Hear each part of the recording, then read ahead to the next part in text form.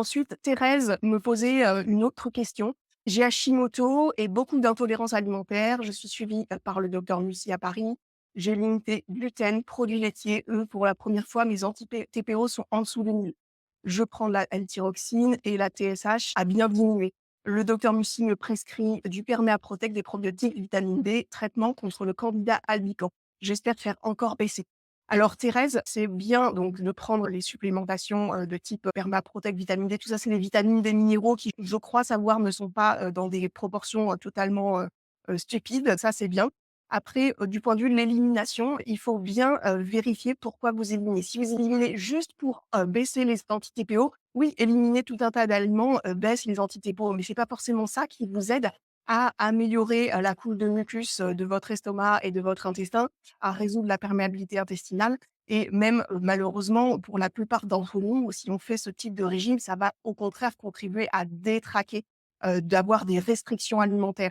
Il faut focaliser tout l'effort à, restaurer le fonctionnement intestinal sain. Si vous faites même un jeûne, vous allez faire baisser considérablement vos anti-TG, anti-TPO parce qu'évidemment, vous ne mangez plus rien, donc il y a plus de choses qui peuvent, venir faire réagir le système immunitaire, mais ça ne soigne pas en tant que tel, tous vos dérèglements et en l'occurrence, le jeûne, je vous le conseille pas en règle générale parce que ça dérègle aussi le rythme circadien, le cortisol, les conversions, mais toujours est-il qu'on peut éliminer pour faire baisser les anti-TPO, mais après l'auto-immunité, elle va se propager ailleurs. Pour identifier les causes de vos troubles digestifs en lien avec la maladie de Hashimoto, remplissez tout d'abord le quiz du guide Dompter Hashimoto.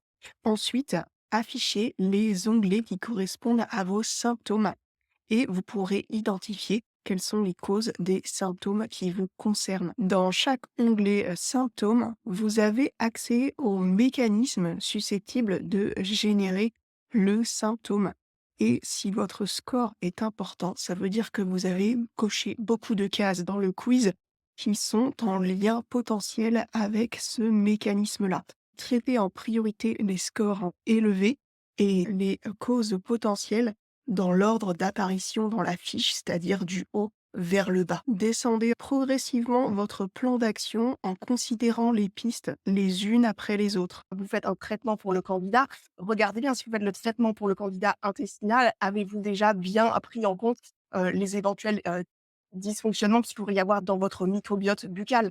Également dans votre estomac, s'il y a une dysbiose gastrique, un Helicobacter pylori, tout traitement de candidat que vous pouvez faire risque d'achoper parce que vous n'avez pas traité l'amont du tube digestif. Je vous rappelle que les aliments, ils rentrent dans la bouche et ils sortent à la selle et donc si vous avez des problèmes en haut, ils se propagent en bas.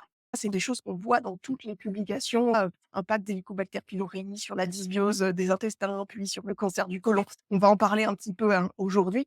Les problèmes se propagent, il faut toujours traiter le haut. Je connais pas le détail de votre situation. Je réagis juste par rapport à quelques éléments, que, vous, m'avez indiqués là, en question et on va détailler ça, aujourd'hui. Si vous participez au programme de formation, assurez-vous dans l'onglet Score que tous les scores qui concernent des phases amont du processus digestif ont bien été traités. Donc vous devez avoir déjà résolu ou traité avec des médicaments appropriés vos troubles liés à l'estomac, liés au foie et à la vésicule biliaire, au pancréas. Les troubles qui sont avant la case prolifération fongique-candidose, c'est-à-dire avoir déjà traité l'inflammation, l'hypersensibilité viscérale, la motilité intestinale, les problèmes de pH intestinaux, des phénomènes liés à l'intestin irritable et au SIBO et d'autres parasitoses qui peuvent aller de pair avec la candidose. Cette vidéo est un extrait d'une diffusion plus longue concernant les nouveaux résultats scientifiques parus en 2024 pour la thyroïdite de Hashimoto. Vous pouvez visionner la vidéo complète de ce qui concerne le lien avec les troubles digestifs sur le site Les Secrets de Hashimoto. Le lien se trouve dans la description.